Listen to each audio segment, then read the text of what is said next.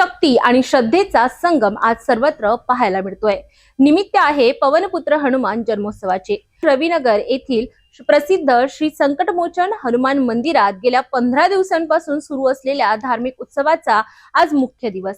19 मार्च पासून सुरू झालेल्या या भक्ती सोहळ्याची सांगता मोठ्या थाटात संपन्न झाली। रविनगर येथील श्री संकटमोचन हनुमान मंदिरात हनुमान जन्मोत्सवाचे औचित्य साधून 19 मार्च पासून विविध धार्मिक कार्यक्रमाचे आयोजन करण्यात आले होते। यामध्ये ध्वजपूजन, रामायण पाठ, रामनवमी महोत्सव, हनुमान चालीसा पठण आणि श्री हनुमान लघुरुद्र अभिषेक अशा कार्यक्रमांनी परिसर भक्तिमय झाला होता।